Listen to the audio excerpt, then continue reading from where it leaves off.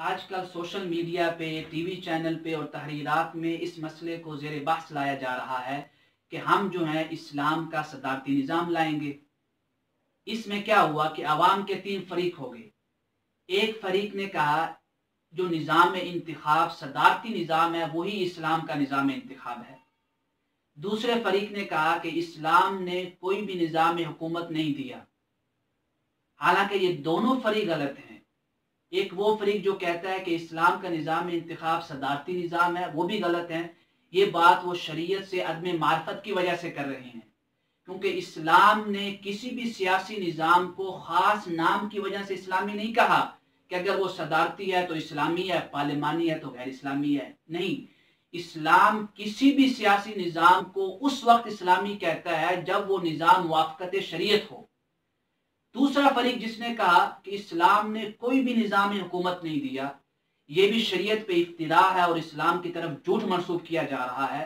حالانکہ قرآن و حدیث میں، کتب تفسیر میں، کتب فقہ میں اور علماء عقیدہ نے ایون کے مستقل کتب لکھی گئی ہیں احکام سلطانیہ کے نام سے، احکام دولہ کنٹری کے نام سے، کہ جس میں نظام حکومت کو مفصلاً بیان کیا گیا ہے کہ اسلام نے نظام حکومت کے لیے ان شروط کو بیان کیا ہے۔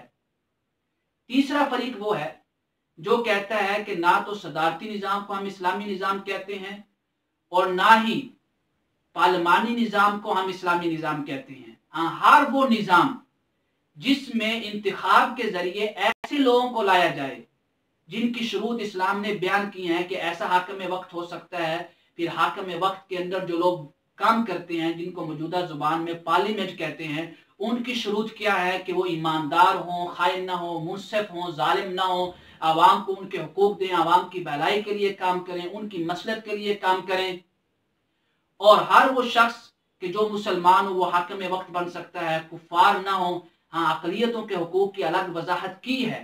تو لہٰذا ہر وہ نظام انتخاب جو ایسے لوگوں کو لائے جو اسلام کی بتائی ہوئی شروط پہ پورے اترتے ہوں تو اس کو ہم اسلامی نظام انتخاب کہیں گے، اب چاہے وہ صدارتی نظام ہو چاہے وہ پارلیمانی نظام ہو۔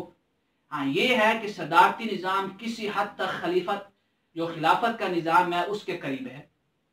اس پہ میں ایک مناظرہ نقل کرتا ہوں جو علامہ ابن عقیل اور فقہائے شافعیہ کے درمیان ہوا۔ علامہ ابن عقیل حنبلی تھے۔ مناظرے کا عنوان یہ تھا کہ کیا کسی سیاسی نظام کو خاص نام دینے کی وجہ سے وہ اسلامی ہو جاتا ہے یا پھر اسلام نے کوئی خاص نام کے ساتھ سیاسی نظام دیا ہے۔ علامہ ابن عقیل نے کہا کہ ایسا کوئی نظام نہیں ہے کہ اسلام نے کسی خاص نام کے ساتھ کہا ہو کہ یہ جو نام ہو تو سیاسی نظام کو اسلامی نظام کہیں گے۔